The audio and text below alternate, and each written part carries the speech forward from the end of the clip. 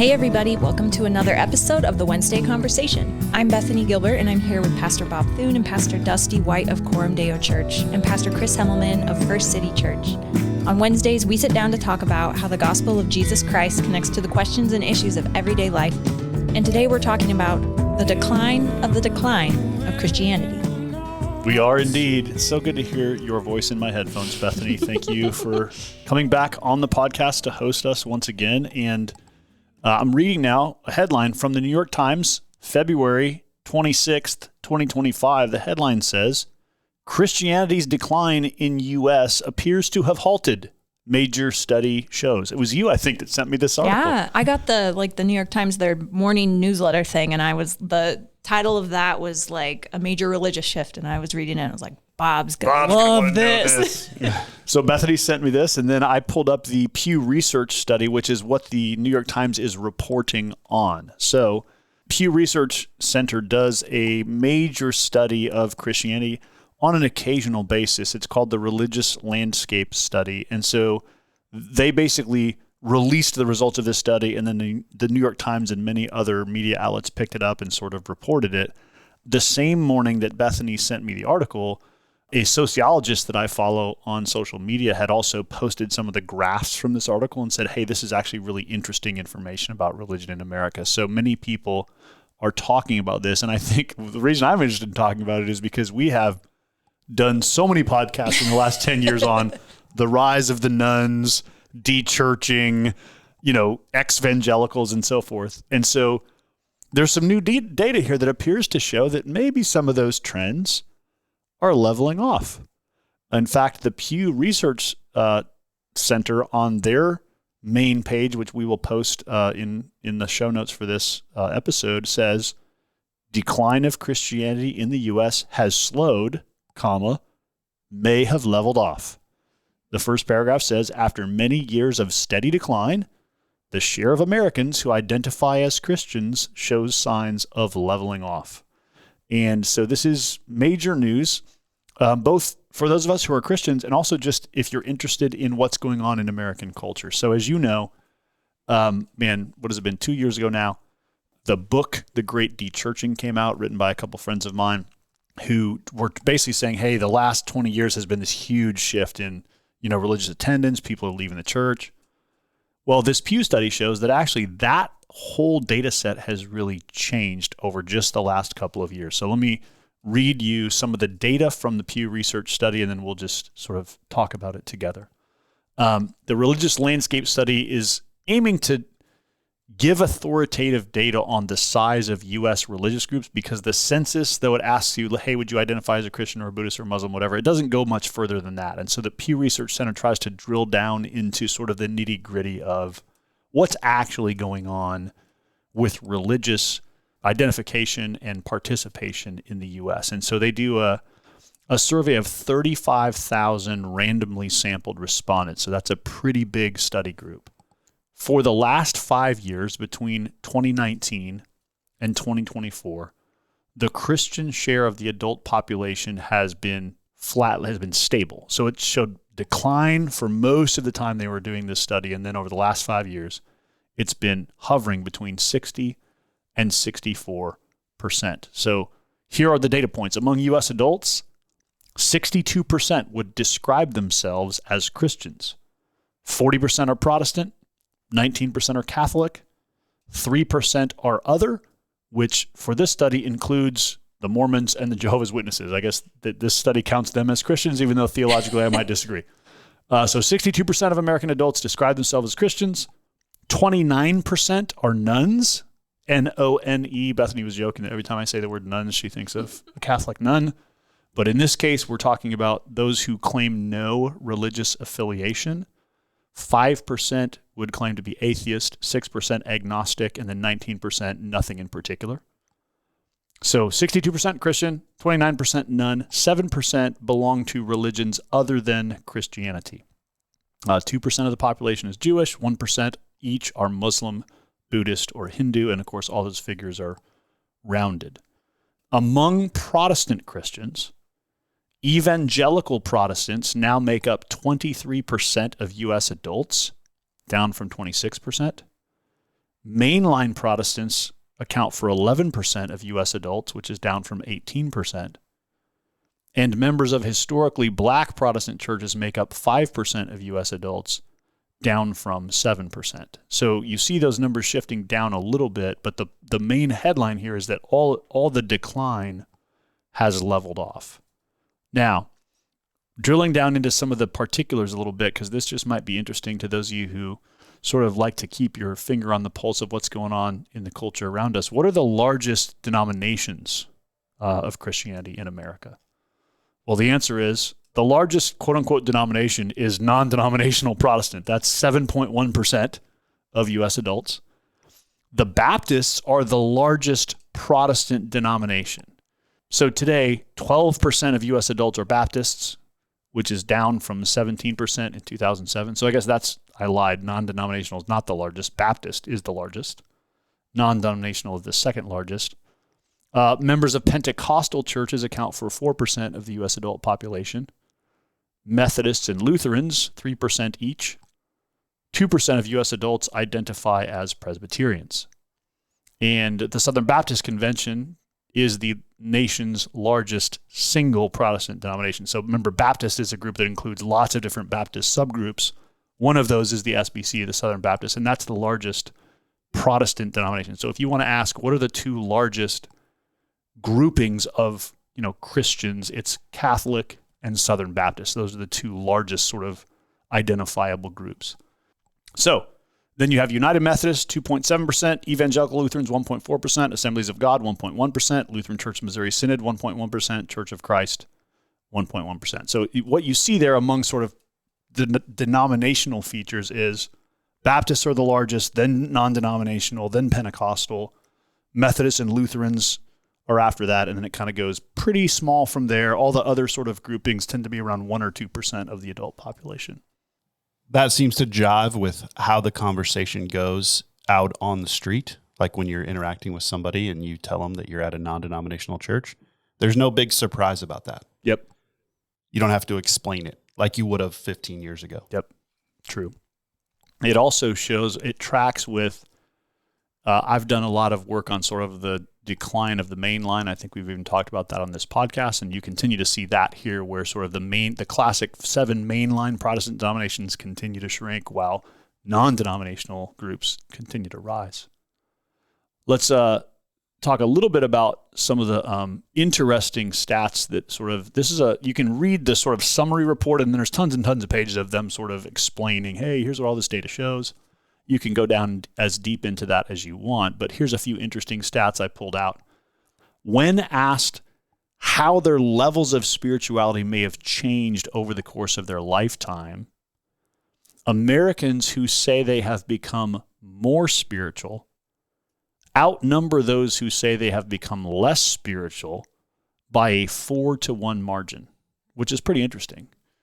Because, the rise of the nuns a lot of that was people who had been raised in some kind of religious tradition and then had said, like, yeah, I'm older now and I've kind of gone away from that. But what they're identifying is that actually people who say they are becoming more spiritual as they grow older outnumbers those who say they're becoming less by 4-to-1.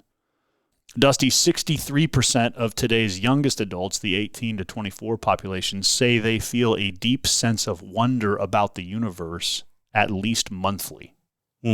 Yeah.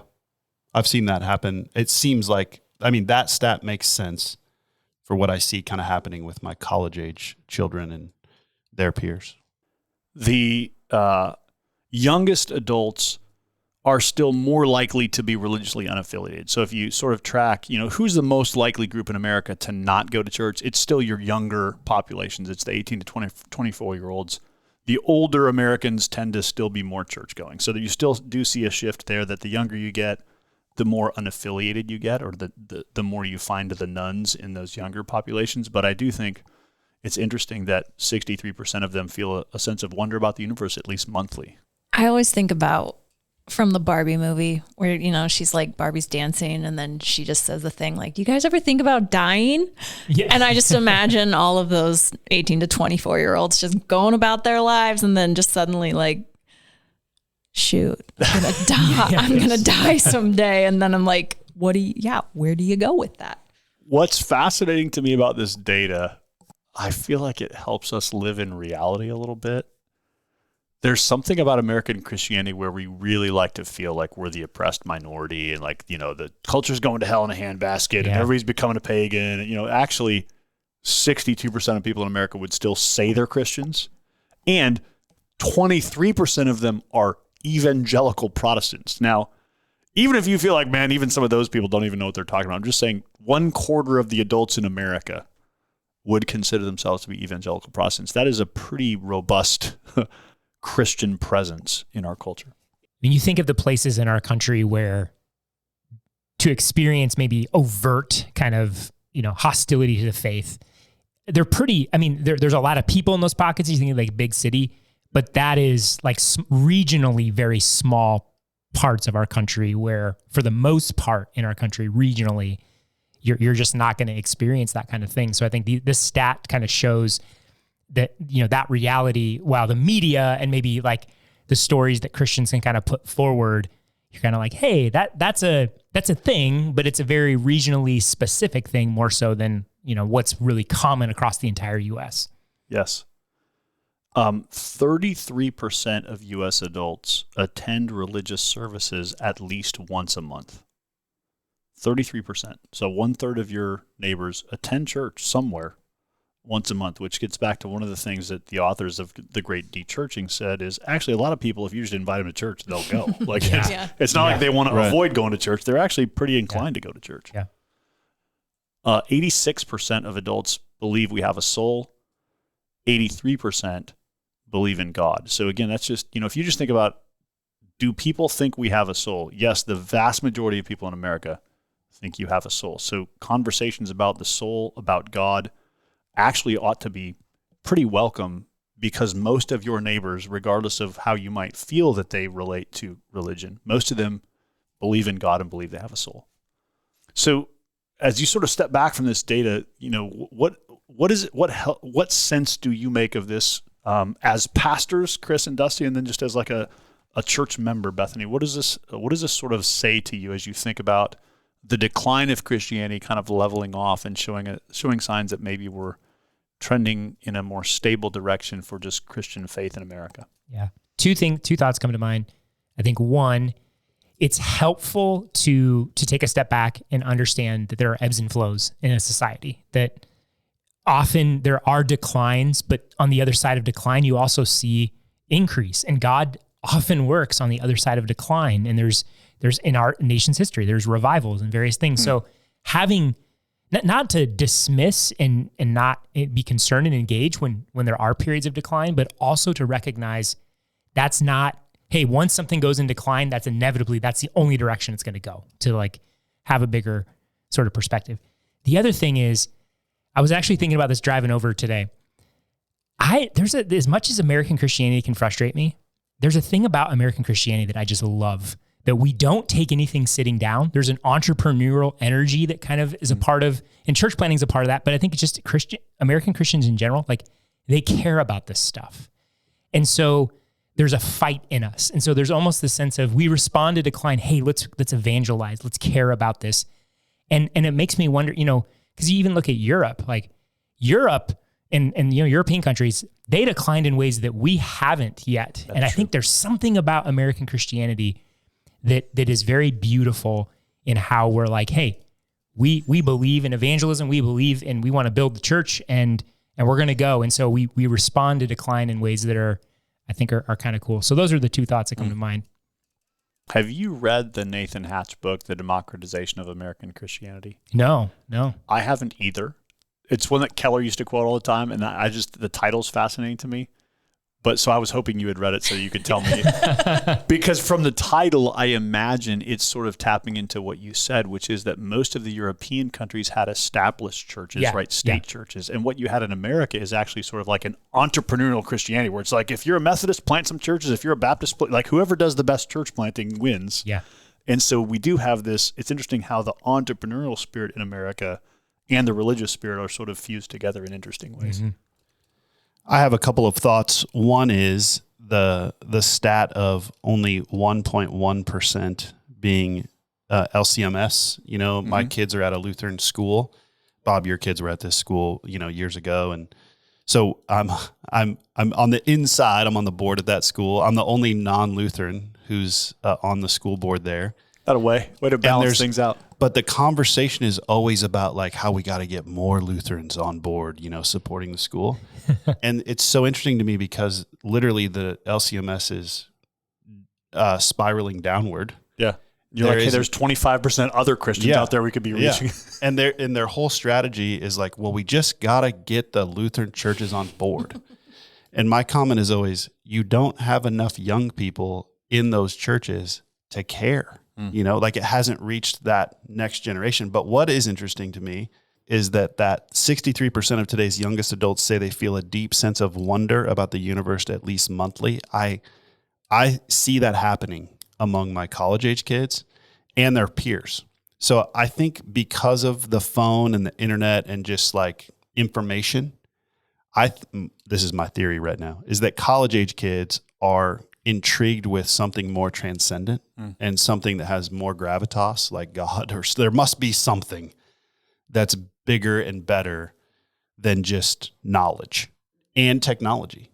And so like when I visit my son or daughter's college ministry, what's fascinating to me is like how many paper Bibles are out and how, like Bob, you and I did college ministry 20 some years ago. And it was great if we beat the bushes and got like 80 to 100 kids. Yeah. And there's something growing among that generation where now these college ministries are able to capture hundreds and thousands of students. You can't look at that data and go like, oh yeah, that's neat. There's something happening that's really beautiful. I mean, kind of just going off of what you said, Bob, when you were referencing the great dechurching, like it just kills any kind of like fear of man that I have about inviting non-Christian friends to church. Cause I'm just like, what do I have to lose? And if they're going to say yes, like, let's just do it. Don't be afraid. So that's when I see like these stats, that's basically the thing that I kind of was thinking in the back of my head of just like, you don't have anything to lose, Bethany. You don't have to be afraid of what people are thinking about you And with that, if they don't say yes, it seems like, well, they're not going to be offended either. Yeah. Right. know? They're like, they have enough peers, right, apparently, according to the data, that people are into that. Yeah. The other piece of this, and I think we've mentioned this before, but it's encouraging too to see where growth is happening is in evangelical spaces. So those churches that believe in the authority and inspiration of Scripture, that preach the gospel, that have a biblical sexual ethic, like it's still, I mean, I think there's probably ways in which that's not what it used to be, but for the most part. And so often we hear, then this is the problem with the main lines. You hear the argument, you have to adjust to culture, you have to, shift in ways, but it's like, hey, what's actually attracting people, what's actually gaining ground spiritually is biblical Christianity. And so that should be encouraging for us to say, hey, stay true to God's word, preach the gospel, live out the power of the gospel in your life, build a church that's centered on the gospel, like all those good things. That is actually pushing back on decline. That's actually making an impact. And so when the temptation to, drift or shift or whatever those things are, I think it's just encouraging to see, hey, the numbers show that that's actually not the route to go. Here's a couple other stats. A majority of U.S. immigrants are Christian, 58%. So what that means is immigration is probably helping America remain robustly Christian because most of the immigrants coming are Christians, which is really cool. Second, the political ideology. This is really interesting. And Dusty, I'm interested in as you think about your kids and their friends, how this maps onto what you see. The share of self-described political liberals who identify as Christians has fallen 25 points since 2007. Among self-described political conservative, the Christian share has declined 7 points. So what that shows you is that among those who would identify as politically liberal, they're much more apt to leave the faith or leave the church.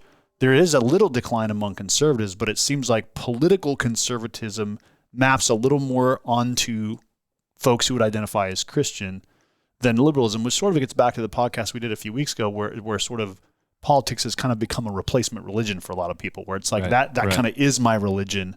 And I wonder if on the conservative side, what's the Venn diagram between conservative and I'm just a Christian because that's what conservatives are supposed to be, rather than a real relationship with Jesus. That may be the case as well. Around the election, my daughter brought home one of her roommates, and I was talking with her about the election. It hadn't quite happened yet. It was about to happen in the next couple of weeks. And her response to, I just asked her, I was asking just like, I don't know her super well, right? So we're not trying to talk politics, but I am just trying to feel this out, right?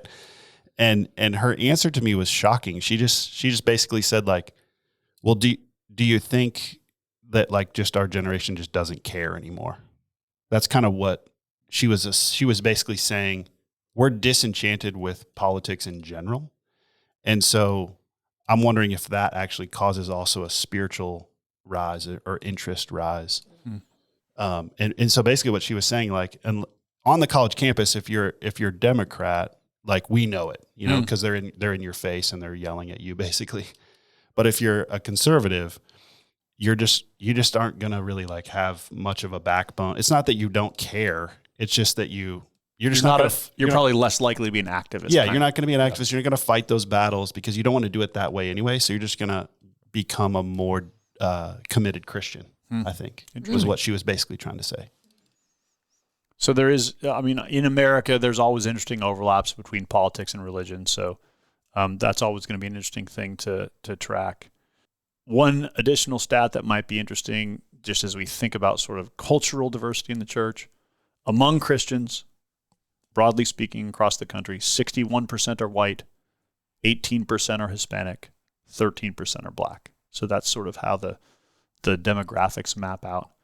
The thing that provokes me every time I look at these stats and think about the fact that, only 7% of America belongs to religions other than Christianity. That's a very small number. But I remember a point that James Davison Hunter makes in his book, To Change the World, where he talks about the influence of the Jewish community on American culture. And he mentions like how many of the best directors in Hollywood are Jewish, how many journalists that you read are Jewish, how many actors and singers and creatives are. He's just like, basically the Jewish community is like highly, highly elite in American society and shapes a lot of our culture, but they're only 2% of the population. And James Davison Hunter's point is, if Christians had any ability to engage meaningfully the way the Jewish community has learned how to do in terms of making culture, making art, sort of getting to those elite places of cultural influence, he's basically saying like Protestants could really have a lot of cultural influence. It's not that there's not enough of us, it's that we haven't figured out how to exist in those spaces very well. And of course, Hunter's whole mindset is that culture changes from the top down. And so you have to get yourself to a place of sort of elite leadership in Hollywood, in business, in politics, in order to actually, accomplish change. But I always think of that when I think, man, yeah, only 2% of the population is Jewish, but man, the Jewish community shapes a lot of our cultural production in ways that I find really powerful and beautiful. And it sort of motivates me to say, man, I hope more Protestants begin to step into sort of a long-term vision of cultural influence. I was thinking about this when you're reading the data points earlier, but the 62% includes the LDS and the Jehovah's Witnesses. And I was like, hey, could we trade them for the Jewish people? Because I think we are a little bit more we have a lot more in common with we're a little bit more appreciative and not as distinct theologically. That's funny. Well, we always say at the end of this podcast, right? Hey, this is for our church, but it's also for church leaders listening in other contexts. I obviously think this has some. This study has some connection to church planting and cultural renewal, but even to what you said, Bethany, of like, I hope the average person just goes, oh, I'm going to invite my neighbor to church, because this study shows they're probably generally warm toward Christianity at some level. They're probably not hostile. That's going to be a very small minority of folks out there. So anytime I read a study like this, it sort of it reawakens my desire to see us engage our neighbors as best we can in conversations that provoke maybe questions about the soul, questions about God, questions about meaning, questions about purpose. that just sort of invite those conversations. Questions about a deep sense of wonder about the universe. These are things people around you are thinking and pondering. The goal of this podcast is to equip our own church for discipleship and mission. So if you're a Christian or a church leader in another context, we thank you for listening in. We pray that this conversation might be helpful to you as you minister in your context. We always love to hear from listeners, so if you have thoughts, questions, or future podcast topics, send an email to podcast@cdomaha.com. Thanks for listening, and we'll see you next time for another episode of the Wednesday Conversation.